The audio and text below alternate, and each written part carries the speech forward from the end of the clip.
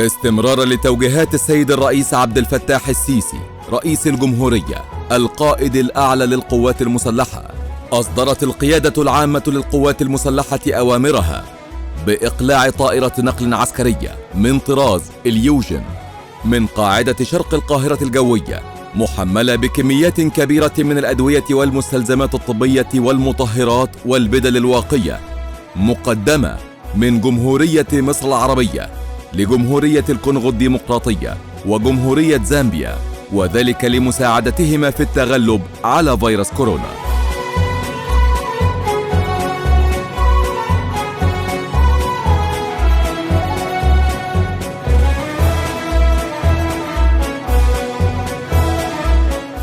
حيث كان في استقبال طائرة المساعدات السفير المصري بالكونغو والسيد ريموند تشيدياباتي نائب وزير الخارجية الكونغولي، وعدد من المسؤولين من جمهورية الكونغو، والذين أعربوا عن امتنانهم لدعم مصر الدائم للكونغو لتجاوز أزمة كورونا. Nous sommes contents aujourd'hui de recevoir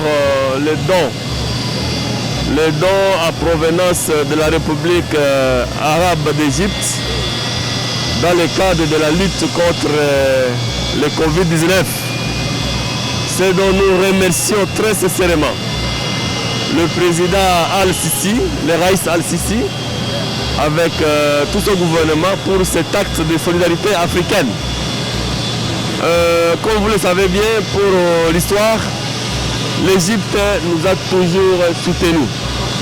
L'Égypte nous a toujours aidés. Comme on le dit bien, c'est pendant les moments difficiles qu'on connaît les vrais amis. Et aujourd'hui, ce genre d'action que l'Égypte vient de poser, c'est pour renforcer davantage nos relations avec la République arabe d'Égypte. Nous les soutenons et ils nous soutiennent mêmement. Donc, notre amitié est de bon trait avec l'Égypte et nous saluons du fond de notre cœur cette solidarité africaine. وعلى الجانب الآخر كان في استقبال طائرة المساعدات المتجهة إلى زامبيا السفير المصري والسيدة إينونيا وينا نائب رئيس جمهورية زامبيا، وعدد من المسؤولين من الجانب الزامبي الذين أعربوا عن بالغ شكرهم الدائم لمصر قيادة وشعبا على وقوفهم بجوار الشعب الزامبي لتجاوز أزمة كورونا.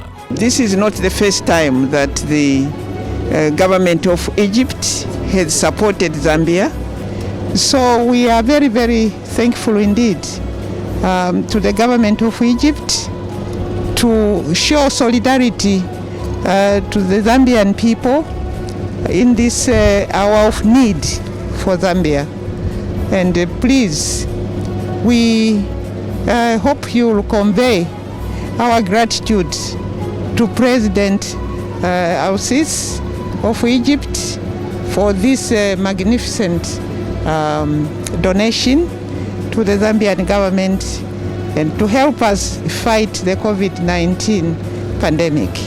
تأتي تلك المساعدات في إطار جهود مصر الهادفة لمساعدة الدول الأفريقية الشقيقة على تجاوز أزمة كورونا والحد من تداعياتها على شعوب القارة.